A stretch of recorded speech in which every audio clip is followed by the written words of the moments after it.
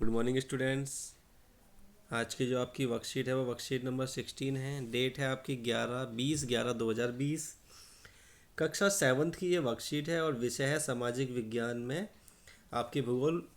आपकी बुक भूगोल से एक टॉपिक लिया गया है जिसका नाम है वायु, जिसको आज हम डिस्कस करेंगे। तो चलिए डिस्कस कर लेते हैं। पृथ्वी के चारों ओर फैले वायु के आवरण को वायुमंडल कहते हैं। इसमें तो कोई डाउट ही नहीं किसी को कि हमारे आसपास जो वायु है उसी को हम उसके घेरे को वायुमंडल कहते हैं। यानी कि वायु जो भी है, ऑक्सीजन जो हमें चारों ओर से घेरे हुए है, बेशक हमें वो दिखती नहीं है लेकिन हम महसूस कर सकते हैं। जो हमें चारों ओर से घेरे हुए है उसी को हम वायुमंडल कहते हैं। पृथ्वी पर सभी जीव जंतु जीवित रहने के लिए वायुमंडल पर निर्भर है। यानी कि अगर हमारे वायुमंडल में से वायु ही चली जाए तो हम जीवित नहीं रह सकते। यह हमें सांस लेने के लिए वायु प्रदान करता है। अब सूर्य की हानिकारक किरणों से हमारी रक्षा करता है। यानी कि आपने देखा होगा, अगर हम सांस नहीं लेंगे तो हम वैसे भी मर जाएंगे। और कई बार गर्मी इतनी ज़्यादा पड़ जाती है कि हम उसकी गर्मी को सहन नहीं कर पाते, लेकिन उसी टाइम जब हवा चल जाती है तो हम उस गर्मी को महसूस कर सकते हैं, यानी कम हो जाती है वो। तो सूर्य की जो हानिकारक किरणें होती हैं उनसे हमारी रक्षा भी करती है वायु। यदि वायुमंडल न हो तो हम दिन के समय सूर्य की अत्यधिक गर्म किरणों से जल सकते हैं। यानी कि अगर वायुमंडल ना हो पृथ्वी पर तो हम सूर्य की जो इतनी हानिकारक गर्म किरणें आती हैं उससे हम जल जाएंगे। ये वायुमंडल ही है जो हमें सूर्य की हानिकारक किरणों से बचाता है, हमारी रक्षा करता है। एक रात के समय ठंड से जम सकते हैं, अतः वायुमंडल पृथ्वी पर रहने योग्य तापमान बनाए रखता है। नहीं तो दिन के समय सूर्य की इतनी गर्मी से और रात को इतनी ठंड से हम लोग मर जाएंगे। लेकिन हमारा जो वायुमंडल है ये हमारी इन सब चीज़ों से रक्षा करता है और तापमान को नियंत्रित रखता है, और जितना हमें चाहिए उतना ही हमारे तक पहुंचता है।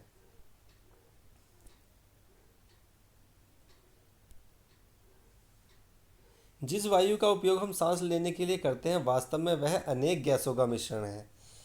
नो डाउट, जो हम ऑक्सीजन लेते हैं उसमें कई सारी गैसें होती हैं, कई गैसों का मिश्रण होता है।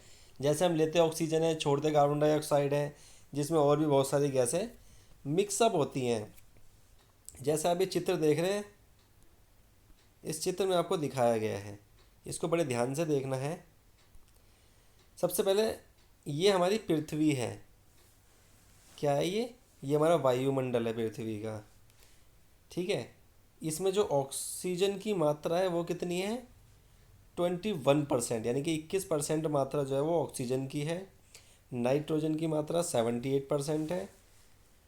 कार्बन डाइऑक्साइड की मात्रा 0.03% है।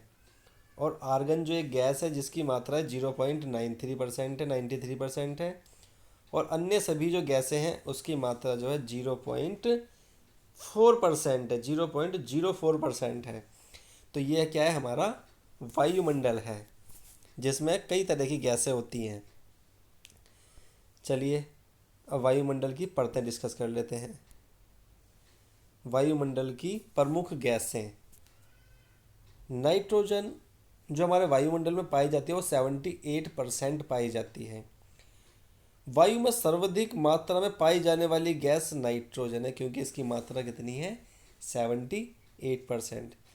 जो पेड़ पौधों के बढ़ने में सहायक होती है। यानी कि जो कार्बन डाइऑक्साइड है, नाइट्रोजन जो है ये पेड़ पौधों में बढ़ने में सहायक होती है, क्योंकि पेड़ पौधे क्या लेते हैं? नाइट्रोजन लेते हैं। ऑक्सीजन 21% है, जो प्रचुरता में मिलने वाली दूसरी गैस जो सभी जीव जंतु व मनुष्य के जीवित रहने के लिए आवश्यक है। यानी कि नाइट्रोजन मनुष्य छोड़ता है, वो कौन लेता है? पेड़ पौधे। मनुष्य नाइट्रोजन नहीं छोड़ता, मनुष्य कार्बन डाइऑक्साइड छोड़ता है। ठीक है, और ऑक्सीजन जो है मनुष्य लेता है। अगर मनुष्य ऑक्सीजन ना ले, पृथ्वी से हमारी ऑक्सीजन चली जाए तो हम जीवित नहीं रहेंगे। ठीक है, और कार्बन डाइऑक्साइड जो होती है वो पेड़ पौधों के लिए बहुत लाभदायक होती है और पेड़ पौधे उसे लेते हैं। इसीलिए आपको कहा जाता है कि पेड़ पौधे लगाइए, क्योंकि जो कार्बन डाइऑक्साइड जो हम छोड़ रहे हैं अगर वो पेड़ पौधे नहीं लेंगे तो वो क्या होगी, वायुमंडल में घूमती रहेगी और वो फिर हमारे अंदर ही आ जाएगी ऑक्सीजन के थ्रू, और जिससे क्या होगा, हम बीमार पड़ जाएंगे। और जो हम ऑक्स और जो हमें ऑक्सीजन चाहिए वो पेड़ पौधे छोड़ते हैं। तो अगर पेड़ पौधे नहीं होंगे तो ऑक्सीजन हमें मिलेगी कहाँ से? फिर हम कार्बन डाइऑक्साइड छोड़ेंगे और वही ग्रहण कर लेंगे, जिससे हम बीमार पड़ते रहेंगे। इसीलिए पेड़ों को बहुत हिफाजत से रखना है और पेड़ों को नुकसान नहीं पहुंचाना, जितना हो सके पेड़ों को लगाना है। वृक्षों की उपयोगिता, यानी कि पेड़ों की उपयोगिता क्या है? यदि हम पेड़ काटते हैं तो वायु में ऑक्सीजन और कार्बन डाइऑक्साइड का संतुलन बिगड़ जाता है, क्योंकि पेड़ काटते ही क्या होगा, हमें ऑक्सीजन की कमी हो जाएगी, हमें ऑक्सीजन नहीं मिलेगी पेड़ कम हो जाएंगे तो। और जो हम कार्बन डाइऑक्साइड मात्रा छोड़ रहे हैं उसको कोई यूज़ नहीं करेगा, उसको कोई ग्रहण नहीं करेगा, तो वो भी वायुमंडल में उसकी मात्रा भी बढ़ती जाएगी। इससे क्या होगा, वायुमंडल का संतुलन बिगड़ जाएगा और अधिक गर्मी पड़ने लगेगी और लोग बीमार भी पड़ने लगेंगे। इसलिए हमें पेड़ काटने नहीं चाहिए, जिससे कि संतुलन बना रहे। ऑक्सीजन की मात्रा पेड़ लगाने से बढ़ती है, इसलिए हमें अधिक से अधिक पेड़ लगाने चाहिए।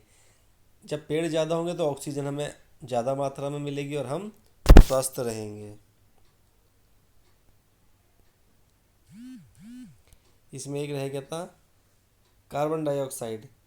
मनुष्य व जीव जंतु दोनों ऑक्सीजन लेते हैं और कार्बन डाइऑक्साइड छोड़ते हैं, यानी कि मनुष्य और जीव जंतु दोनों जो जीवित रहते हैं वो ऑक्सीजन के थ्रू रहते हैं और छोड़ते कार्बन डाइऑक्साइड को हैं। इसके विपरीत पेड़ पौधे कार्बन डाइऑक्साइड लेते हैं और ऑक्सीजन छोड़ते हैं। इसी तरह वायुमंडल का संतुलन बना रहता है। इसके बाद आपका है ये कार्बन डाइऑक्साइड एक महत्वपूर्ण गैस है। कार्बन डाइऑक्साइड वायुमंडल में फैलकर पृथ्वी से विकिरित ऊष्मा को पृथ्वी पर रोककर ग्रीन हाउस प्रभाव पैदा करती है, इसीलिए इसे ग्रीन हाउस गैस भी कहते हैं। अगर क्वेश्चन आ जाए कि ग्रीन हाउस गैस किसे कहते हैं, तो कार्बन डाइऑक्साइड को कहते हैं हम ग्रीन हाउस गैस। इसके अभाव में धरती इतनी ठंडी हो जाती है कि इस पर रहना असंभव है, यानी कि अगर ग्रीन हाउस गैस ना हो तो पृथ्वी पर इतनी ठंड पड़ जाएगी कि हम पृथ्वी पर जीवित नहीं रह सकते। 0 डिग्री टेम्परेचर हो जाएगा, जिसमें सब कुछ जम जाता है। किंतु जब कारखानों या कार के धुएं से वायुमंडल में इतना स्तर बढ़ता है, तब इस ऊष्मा के द्वारा पृथ्वी का तापमान भी बढ़ता है। यानी कि जब कार, बस, स्कूटर, कारखानों से जो धुआं निकलता है, जब वो वायुमंडल में बढ़ जाता है तो ऊष्मा का स्तर भी बढ़ जाता है और बहुत ज़्यादा अधिक गर्मी पड़ने लग जाती है। इसे भूमंडलीय ताप या ग्लोबल वार्मिंग भी कहते हैं। तापमान में इस वृद्धि का कारण पृथ्वी के सबसे ठंडे प्रदेश में जमी हुई बर्फ पिघलने लग जाती है, यानी कि जहाँ पर बर्फ़ जमी होती है जिस एरिया में, तो वहाँ की बर्फ़ जो होती है वो पिघलने लग जाती है, जिसके परिणाम स्वरूप समुद्र के जल स्तर में वृद्धि हो जाती है, जिससे तटीय क्षेत्रों में बाढ़ आ जाती है। दीर्घ अवधि में इसके कारण जलवायु में अत्यधिक परिवर्तन हो सकता है, जिसका फलस्वरूप कुछ पौधे या पशु लुप्त हो सकते हैं। यानी कि जब एकदम से गर्मी बढ़ जाती है तो पानी का स्तर तो बढ़ जाता है क्योंकि बर्फ़ पिघल जाती है, लेकिन कुछ जीव जंतु या पेड़ पौधे जो होते हैं वो लुप्त हो सकते हैं, यानी कि ख़त्म हो सकते हैं, क्योंकि वायुमंडल में जो रहता है टेम्परेचर चेंज हो जाता है।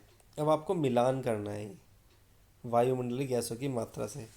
नाइट्रोजन की मात्रा कितनी है, अब भी ऊपर ग्राफ में आपने पढ़ लिया होगा, इसमें आपको कोई दिक्कत नहीं होगी। फिर ऑक्सीजन का मिलान करना है, कार्बन डाइऑक्साइड, आर्गन और अन्य गैस, ये आपको मिलान करने हैं। फिर ये क्वेश्चन है वायुमंडल क्या है। दूसरा, पृथ्वी पर तापमान की वृद्धि का क्या कारण है, आराम से बता सकते हैं आप। रिक्त स्थानों की पूर्ति कीजिए। कार्बन डाइऑक्साइड, भूमंडलीय तापन, ऑक्सीजन, पेड़ पौधे डैश गैस छोड़ते हैं। Green dash gas green house प्रभाव पैदा करती है, आराम से बता सकते हैं। पृथ्वी के वायुमंडल के तापमान में वृद्धि को डैश कहते हैं। आप सारे क्वेश्चन में भी आराम से कर सकते हैं, बहुत इजी क्वेश्चन है। इसके बाद अगर किसी बच्चे को कोई प्रॉब्लम आए या कोई चीज़ समझ ना आए तो मुझसे डिस्कस कर ले। आज के लिए इतना ही, बाकी हम नेक्स्ट वर्कशीट में करेंगे।